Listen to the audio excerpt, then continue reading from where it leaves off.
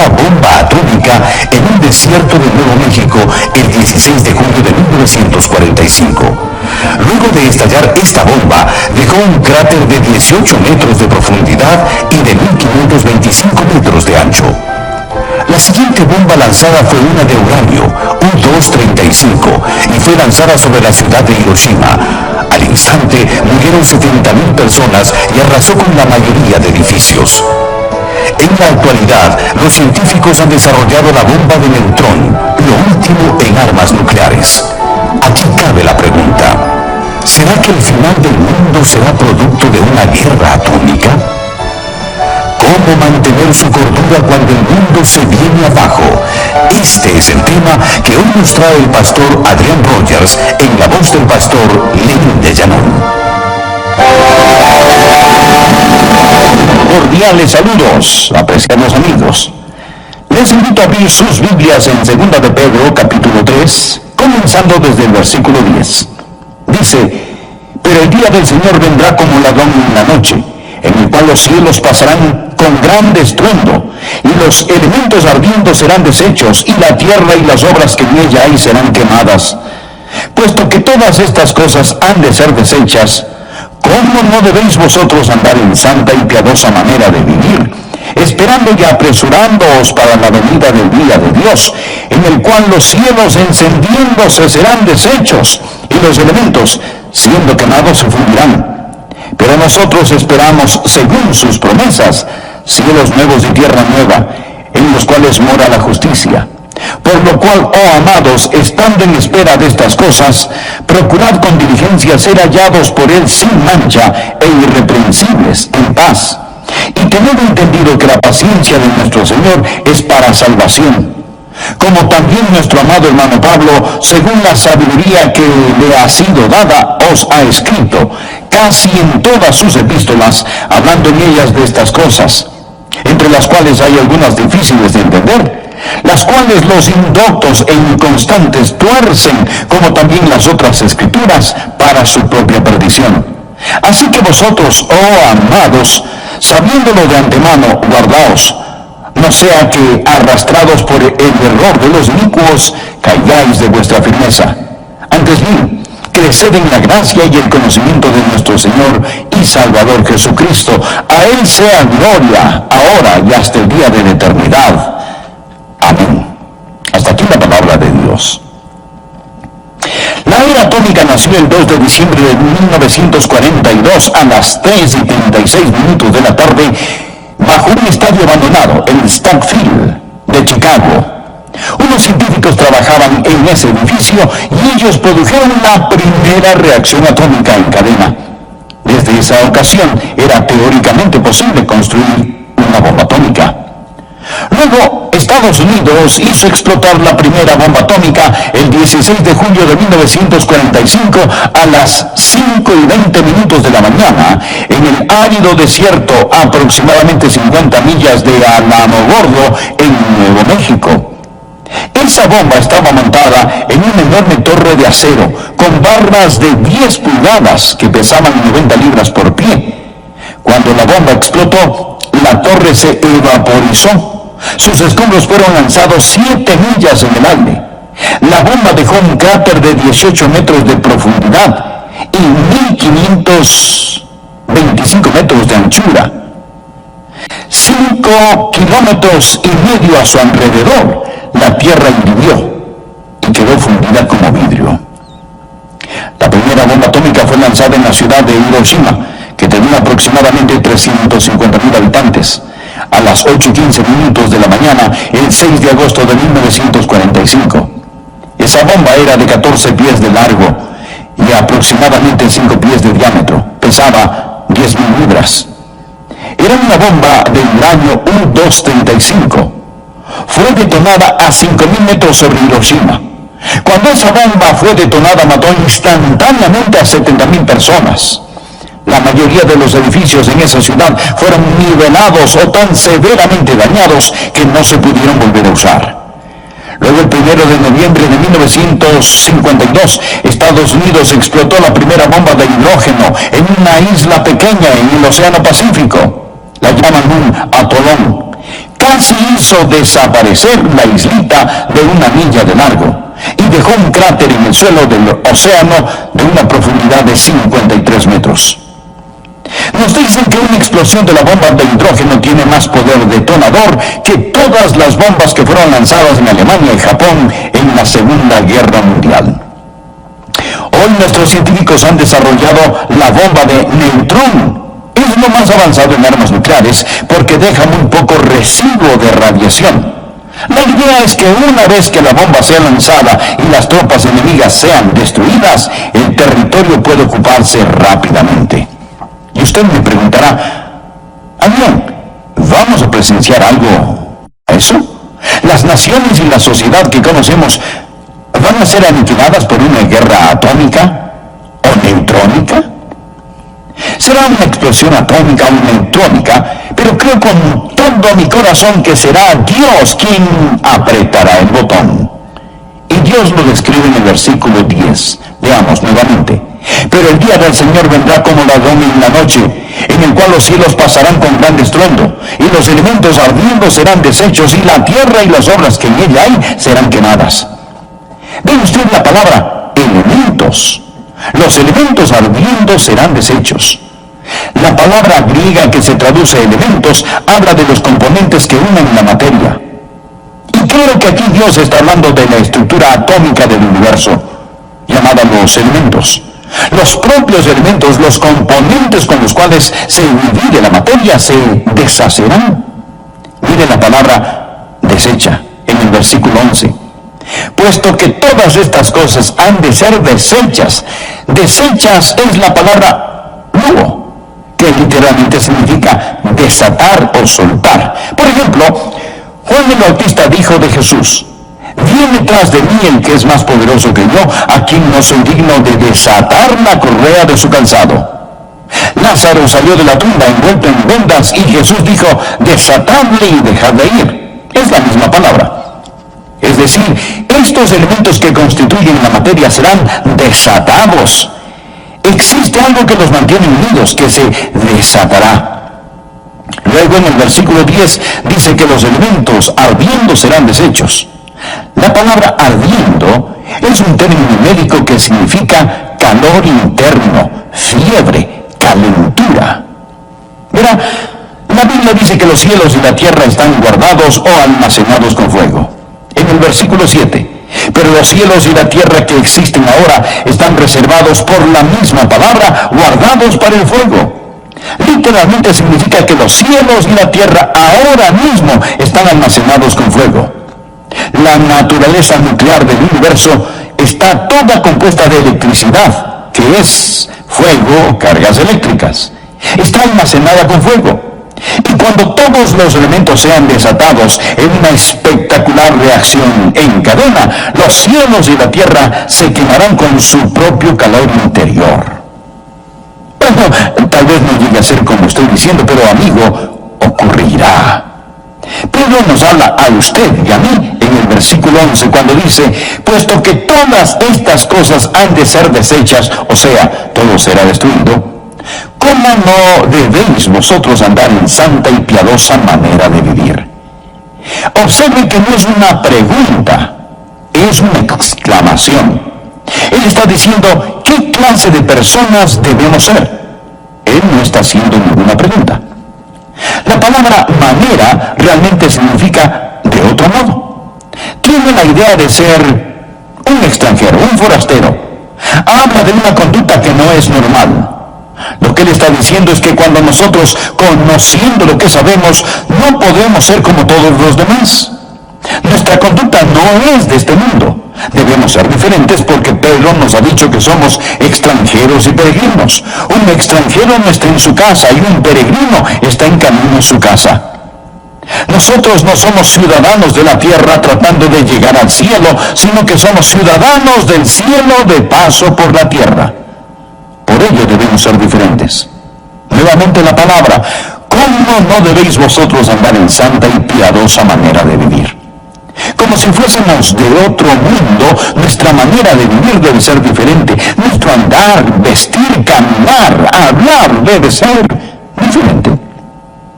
No estoy diciendo que debe ser raro, que Dios no lo permita. Ya tenemos demasiados creyentes raros.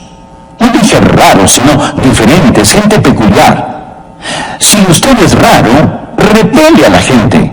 Pero si es diferente, atraerá a las personas, porque quieren saber lo que le hace diferente, quieren saber qué le ayuda a sobrellevar las cargas de este mundo.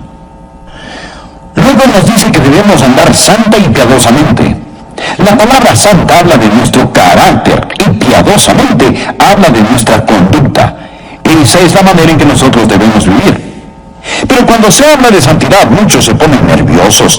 Es decir, si le pregunto a mi congregación, ¿cuántos quieren ir al cielo? ¿Cuántos quieren ser felices? ¿Cuántos desean estar saludables? ¿Cuántos desean tener riquezas? ¿Cuántos anhelan ser sabios? Levanten su mano. Todos queremos todas estas cosas, pero no muchas personas dirán, yo quiero ser santo. La palabra santo pone un poco nerviosos a los creyentes y a los no creyentes los ofenden. A este mundo no le gusta la palabra santo. De hecho, cuando se quieren burlar de usted, lo llaman santurrón o santurrón. Ellos ridiculizan la santidad. ¿Cómo no debéis vosotros andar en santa y piadosa manera de vivir? Habla de nuestra conducta.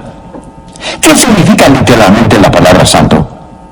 Significa estar separado, ser diferente, apartarse para un propósito especial. Yo no me pertenezco a mí mismo. No soy mi propio dueño. Yo pertenezco al Señor. La santidad no es tener una actitud de superioridad hacia otros. Simplemente ser diferente.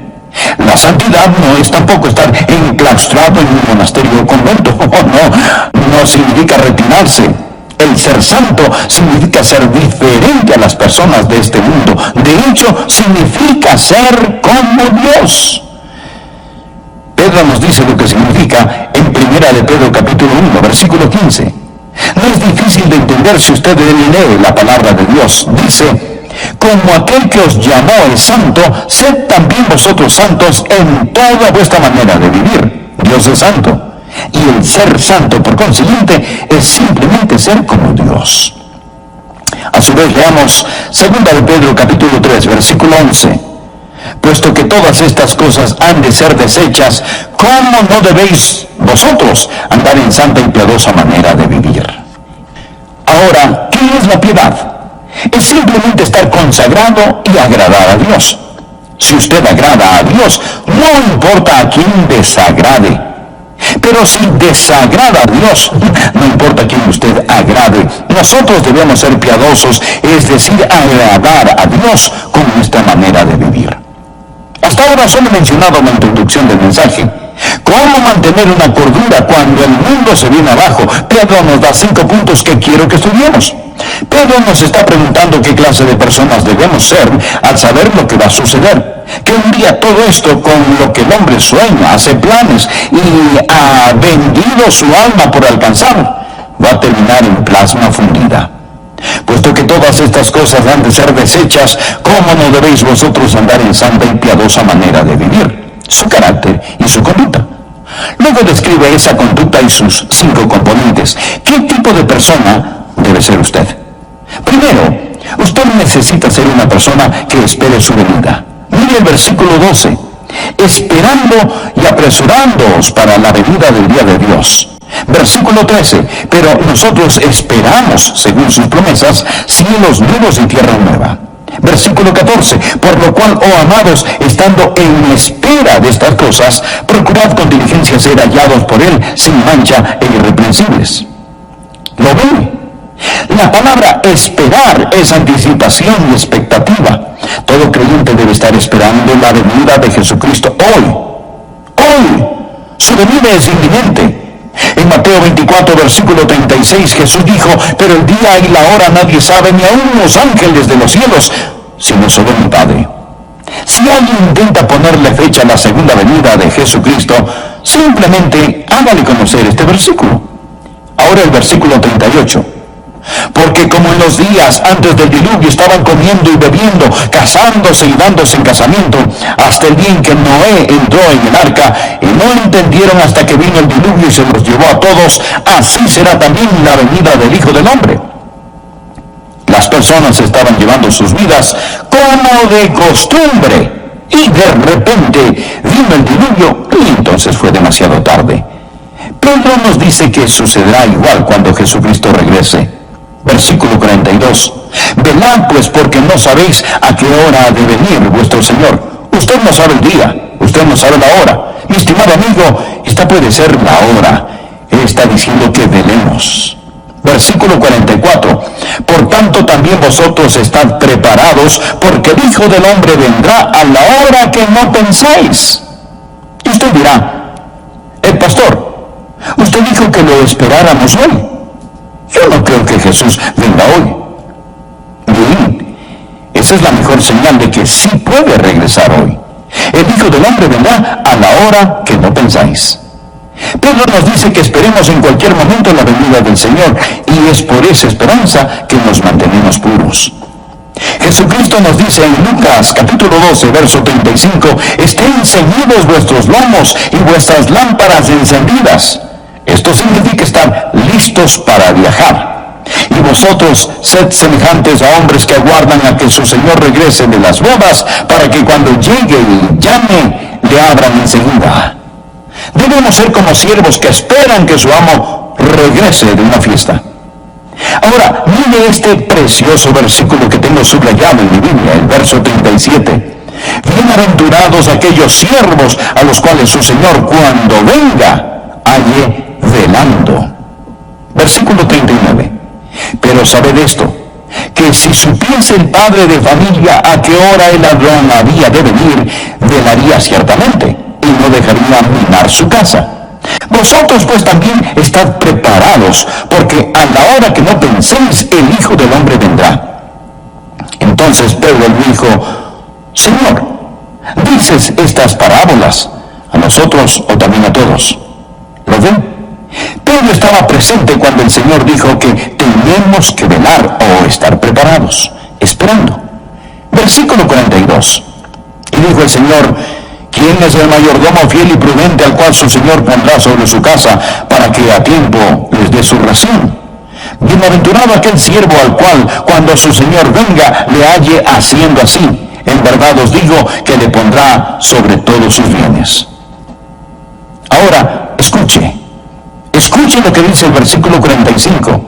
Mas si aquel siervo dijere en su corazón, mi Señor tarde en venir, y comenzare a golpear a los criados y a las criadas, y a comer y beber y embriagarse, vendrá el Señor de aquel siervo en día que éste no espera, y a la hora que no sabe, y le castigará duramente, y le pondrá con los infieles. Esta parábola simplemente está diciendo, mi estimado amigo, que esté listo, esperando la venida del Señor en cualquier momento. Hace mucho tiempo leí acerca de las dos niñas que esperaban el bus escolar. Una le dijo a la otra, entiendo que el comité escolar va a visitar nuestra aula uno de estos días. La otra le respondió, bien, si eso es cierto, la próxima semana voy a limpiar mi escritorio. Entonces la primera le preguntó, pero ¿y si vienen esta semana? Bueno, entonces lo limpiaré al final de la semana. La primera le volvió a preguntar, ¿pero qué si vienen hoy? Entonces, pensándolo bien, apenas llegue lo limpiaré y lo mantendré limpio, fue la respuesta. Amigos, no sabemos cuándo Jesucristo regresará, pero esté esperando su venida. Número 2, no solo debe esperar su venida, sino que usted necesita ser una persona que apresure su venida. Por favor, mire el versículo 12. Esperando y apresurándoos para la venida del día de Dios. La palabra apresurándoos para la venida significa apresurar su venida. Verifiqué con Vincent, un erudito del idioma griego, y él dice que esta palabra apresurándoos literalmente significa causar que el Señor, el día del Señor, venga al ayudar a cumplir las condiciones sin las cuales no puede darse. La oración es una de las cosas que hará que Jesús venga más rápido. ¿Qué fue lo que nos dijo Jesucristo que oráramos? En Mateo capítulo 6, versículo 10, nos enseñó a orar: venga tu reino, hágase tu voluntad, como en el cielo, así también en la tierra. Y esto va a pasar, nada puede detenerlo, mas se nos dice que oremos para que suceda. Amigo, Dios implora las oraciones de su pueblo para realizar su obra, y nosotros podemos apresurar la venida de Jesucristo al orar por ello. Esa es la razón por la cual la Biblia termina con una oración: sí, ven, Señor Jesús.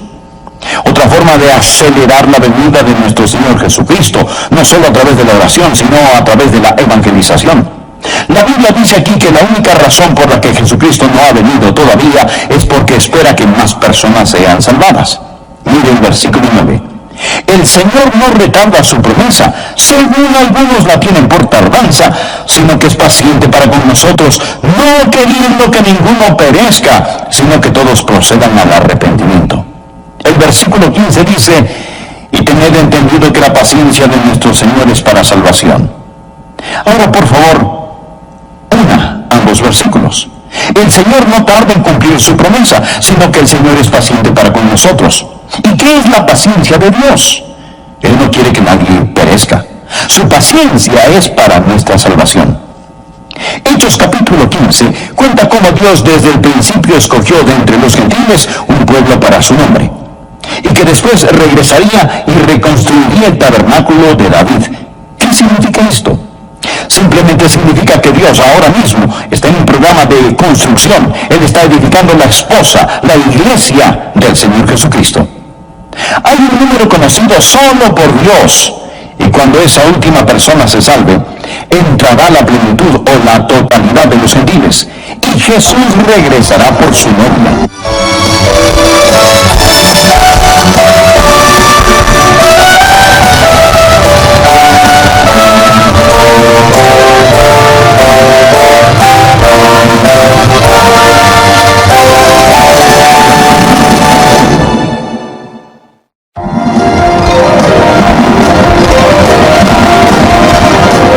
Nosotros no somos ciudadanos de la tierra tratando de llegar al cielo, sino que somos ciudadanos del cielo de paso por la tierra.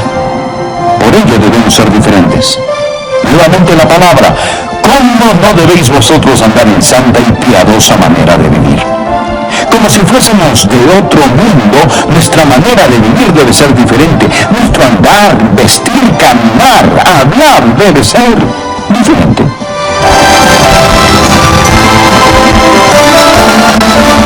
Hola y bienvenidos a El Amor que Vale, con el profesor y pastor Dr. Adrián Rogers en la voz del pastor Lenín de Llanón. 1942 fue el año en que un grupo de científicos produjeron la primera reacción en cadena e hicieron posible la construcción de la bomba atómica. En julio de 1945, la primera bomba atómica estalló y el 6 de agosto de ese mismo año, la bomba de uranio mató al instante 70.000 personas. En noviembre de 1952, explotó la primera bomba de hidrógeno en una pequeña isla del Pacífico. Provocó un cráter en el suelo del océano de 53 metros de largo. La bomba de hidrógeno tiene más poder detonador que todas las bombas que fueron lanzadas en la Segunda Guerra Mundial juntas. La industria de las armas nucleares continúa.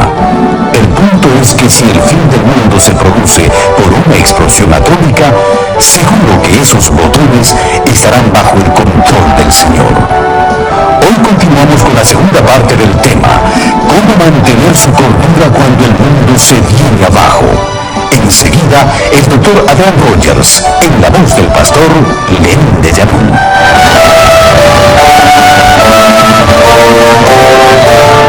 La palabra santo pone un poco nerviosos a los creyentes y a los no creyentes los ofenden. Es decir, si le pregunto a mi congregación: ¿cuántos quieren ir al cielo? ¿Cuántos quieren ser felices? ¿Cuántos desean estar saludables? ¿Cuántos desean tener riquezas? ¿Cuántos anhelan ser sabios? Levanten su mano. Todos queremos todas estas cosas, pero no muchas personas dirán: yo quiero ser santo. La palabra santo pone un poco nerviosos a los creyentes y a los no creyentes los ofenden. A este mundo no le gusta la palabra santo. De hecho, cuando se quieren burlar de usted, lo llaman santulón o santurrón. Ellos ridiculizan la santidad. ¿Cómo no debéis vosotros andar en santa y piadosa manera de vivir? Habla de nuestra conducta. ¿Qué significa literalmente la palabra santo? Significa estar separado, ser diferente, apartarse para un propósito especial. Yo no me pertenezco a mí mismo. No soy mi propio dueño. Yo pertenezco al Señor.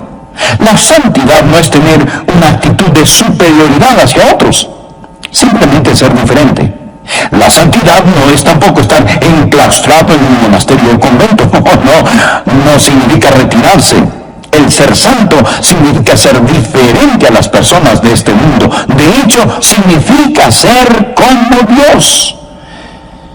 Pedro nos dice lo que significa en 1 de Pedro capítulo 1, versículo 15. No es difícil de entender si usted lee la palabra de Dios. Dice: como aquel que os llamó es santo, sed también vosotros santos en toda vuestra manera de vivir. Dios es santo. Y el ser santo, por consiguiente, es simplemente ser como Dios. Que espere su venida. Mire el versículo 12. Esperando y apresurándoos para la venida del día de Dios. Versículo 13. Pero nosotros esperamos, según sus promesas, cielos nuevos y tierra nueva. Versículo 14. Por lo cual, oh amados, estando en espera de estas cosas, procurad con diligencia ser hallados por Él sin mancha e irreprensibles. ¿Lo ve? La palabra esperar es anticipación y expectativa. Todo creyente debe estar esperando la venida de Jesucristo hoy. Hoy. Su venida es inminente. En Mateo 24, versículo 36, Jesús dijo: pero el día y la hora nadie sabe, ni aun los ángeles de los cielos, sino solo mi Padre. Si alguien intenta ponerle fecha a la segunda venida de Jesucristo, simplemente hágale conocer este versículo. Ahora el versículo 38. Porque como en los días antes del diluvio estaban comiendo y bebiendo, casándose y dándose en casamiento, hasta el día en que Noé entró en el arca, y no entendieron hasta que vino el diluvio y se los llevó a todos, así será también la venida del Hijo del Hombre. Las personas estaban llevando sus vidas como de costumbre, y de repente vino el diluvio, y entonces fue demasiado tarde. Pedro nos dice que sucederá igual cuando Jesucristo regrese. Versículo 42. Velad pues, porque no sabéis a qué hora ha de venir vuestro Señor. Usted no sabe el día, usted no sabe la hora. Mi estimado amigo, esta puede ser la hora. Él está diciendo que velemos. Versículo 44. Por tanto también vosotros estad preparados, porque el Hijo del Hombre vendrá a la hora que no pensáis. Y usted dirá: pastor, usted dijo que lo esperáramos hoy. Yo no creo que Jesús venga hoy. Bien, esa es la mejor señal de que sí puede regresar hoy. El Hijo del Hombre vendrá a la hora que no pensáis. Pedro nos dice que esperemos en cualquier momento la venida del Señor, y es por esa esperanza que nos mantenemos puros. Jesucristo nos dice en Lucas capítulo 12, verso 35, estén ceñidos vuestros lomos y vuestras lámparas encendidas. Esto significa estar listos para viajar. Y vosotros sed semejantes a hombres que aguardan a que su Señor regrese de las bodas, para que cuando llegue y llame, le abran enseguida. Debemos ser como siervos que esperan que su amo regrese de una fiesta. Ahora, mire este precioso versículo que tengo subrayado en mi Biblia, el verso 37. Bienaventurados aquellos siervos a los cuales su Señor, cuando venga, halle velando. Versículo 39. Pero sabed esto, que si supiese el padre de familia a qué hora el ladrón había de venir, velaría ciertamente, y no dejaría minar su casa. Vosotros pues también estad preparados, porque a la hora que no penséis, el Hijo del Hombre vendrá. Entonces Pedro le dijo: Señor, ¿dices estas parábolas a nosotros o también a todos? ¿Lo ve? Pedro estaba presente cuando el Señor dijo que tenemos que velar o estar preparados, esperando. Versículo 42.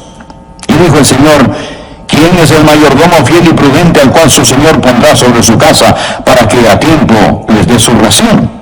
Bienaventurado aquel siervo al cual, cuando su Señor venga, le halle haciendo así. En verdad os digo que le pondrá sobre todos sus bienes. Ahora, Escuche lo que dice el versículo 45. Mas si aquel siervo dijera en su corazón, mi señor tarda en venir, y comenzare a golpear a los criados y a las criadas, y a comer y beber y embriagarse, vendrá el señor de aquel siervo en día que éste no espera, y a la hora que no sabe, y le castigará duramente, y le pondrá con los infieles. Esta parábola simplemente está diciendo, mi estimado amigo, que esté listo, esperando la venida del Señor en cualquier momento. Hace mucho tiempo leí acerca de las dos niñas que esperaban el bus escolar. Una le dijo a la otra, entiendo que el comité escolar va a visitar nuestra aula uno de estos días. La otra le respondió, bien. Si eso es cierto, la próxima semana voy a limpiar mi escritorio. Entonces la primera le preguntó, pero ¿y si viene esta semana? Bueno, entonces lo limpiaré al final de la semana. La primera le volvió a preguntar, ¿pero qué si vienen hoy? Entonces, pensándolo bien, apenas llegue lo limpiaré y lo mantendré limpio, fue la respuesta. Amigos, no sabemos cuándo Jesucristo regresará, pero esté esperando su venida. Número 2, no solo debe esperar su venida, sino que usted necesita ser una persona que apresure su venida. Por favor, mire el versículo 12. Esperando y apresurándoos para la venida del día de Dios. La palabra apresurándoos para la venida significa apresurar su venida. Verifiqué con Vincent, un erudito del idioma griego, y él dice que esta palabra apresurándoos literalmente significa causar que el Señor, el día del Señor, venga al ayudar a cumplir las condiciones sin las cuales no puede darse. La oración es una de las cosas que hará que Jesús venga más rápido. ¿Qué fue lo que nos dijo Jesucristo que oráramos?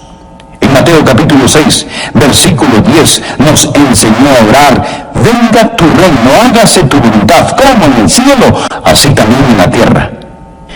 Y esto va a pasar, nada puede detenerlo, mas se nos dice que oremos para que suceda. Amigo, Dios implora las oraciones de su pueblo para realizar su obra, y nosotros podemos apresurar la venida de Jesucristo al orar por ello. Esa es la razón por la cual la Biblia termina con una oración. Sí, ven, Señor Jesús. Otra forma de acelerar la venida de nuestro Señor Jesucristo, no solo a través de la oración, sino a través de la evangelización. La Biblia dice aquí que la única razón por la que Jesucristo no ha venido todavía es porque espera que más personas sean salvadas. Mire el versículo 9.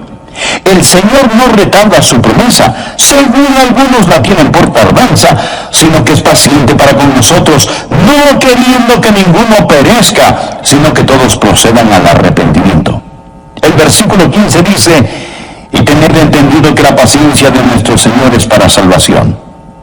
Ahora, por favor, una ambos versículos. El Señor no tarda en cumplir su promesa, sino que el Señor es paciente para con nosotros. ¿Y qué es la paciencia de Dios? Él no quiere que nadie perezca. Su paciencia es para nuestra salvación. Hechos capítulo 15 cuenta cómo Dios desde el principio escogió de entre los gentiles un pueblo para su nombre, y que después regresaría y reconstruiría el tabernáculo de David. ¿Qué significa esto? Simplemente significa que Dios ahora mismo está en un programa de construcción. Él está edificando la esposa, la iglesia del Señor Jesucristo. Hay un número conocido solo por Dios, y cuando esa última persona se salve, entrará la plenitud o la totalidad de los gentiles, y Jesús regresará por su novia. Tal vez hoy se salve la última persona. ¿Quién sabe, amigo?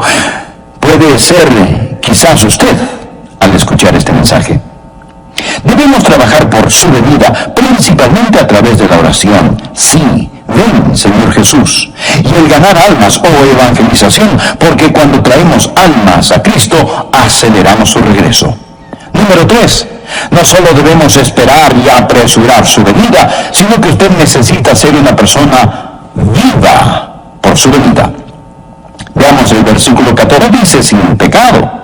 No dice puro, ninguno es sin pecado. Si decimos que no tenemos pecado, nos engañamos a nosotros mismos y la verdad no está en nosotros. Pero sí podemos ser irreprensibles o sin culpa. ¿Y qué significa vivir sin culpa? Es vivir con un corazón que anhela a Dios, amándole, sirviéndole, confesando nuestros pecados, donde no existe ningún pecado que no hayamos confesado ni del cual no nos hayamos arrepentido.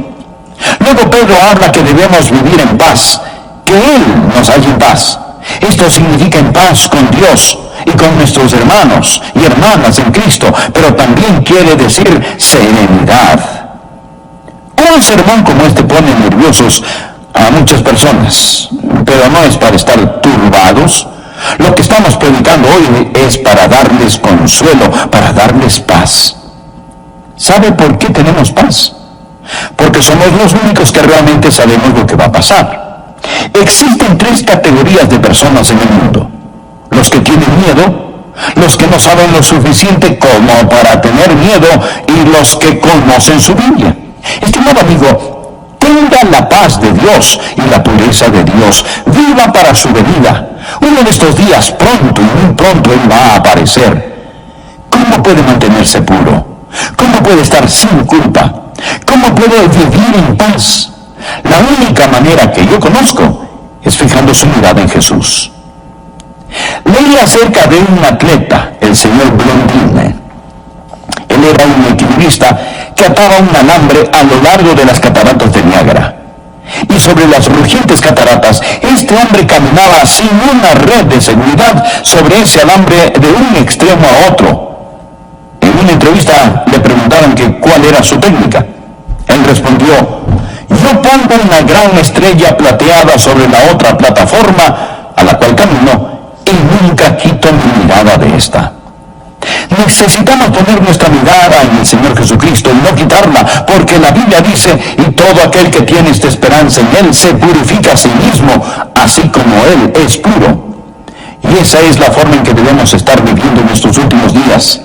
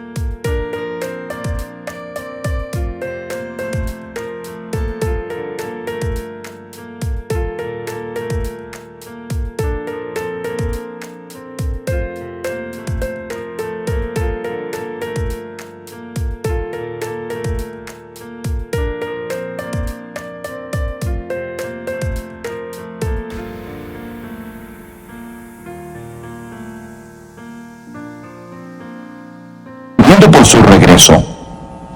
Cuarto, no solo debemos vivir por su venida, sino que usted necesita ser una persona que estudia acerca de su venida. Versículo 16.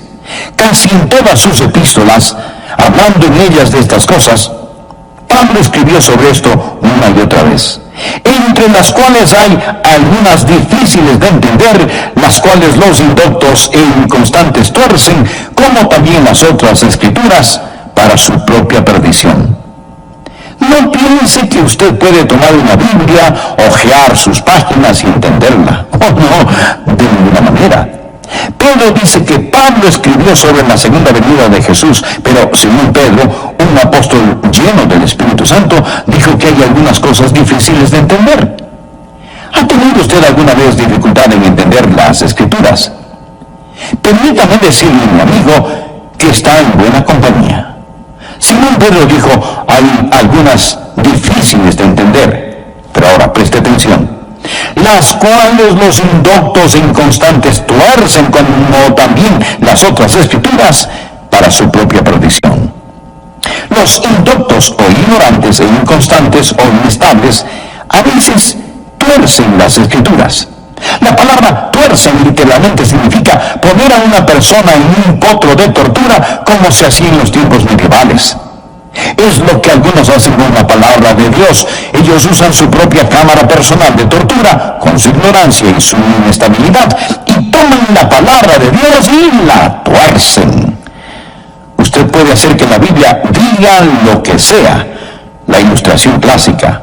Judas salió y fue y se ahorcó. Haga lo mismo. Y lo que vas a hacer, hazlo más pronto. Todas estas son escrituras. Pero la Biblia no dice que se ahorque. Esto es torcer la Biblia para hacer que diga lo que no dice. No solo debemos esperar, apresurar su venida y vivir por su venida, mas también necesitamos estar aprendiendo acerca de su venida. En 2 de Timoteo leemos: procura con diligencia presentarte a Dios aprobado como obrero que no tiene de qué avergonzarse, que usa bien la palabra de verdad. Porque con la palabra no se juega. Mire lo que dice: entre las cuales hay algunas difíciles de entender, las cuales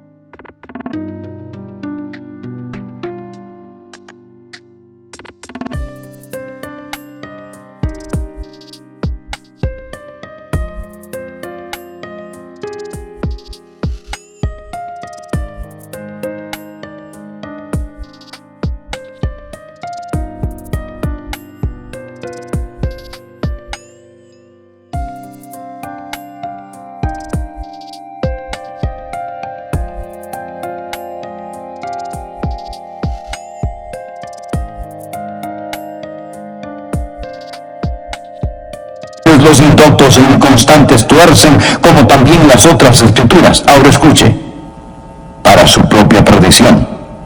Usted está jugando con dinamita. Esta explotará y lo destruirá. Es una espada de dos filos. Es un condimento de vida para vida o de muerte para muerte. Por último, usted necesita ser una persona que mantiene su firme posición hasta su venida. Versículo 17. Así que vosotros, oh amados, sabiéndolo de antemano, guardaos, no sea que arrastrados por el error de los inicuos, caigáis de vuestra firmeza.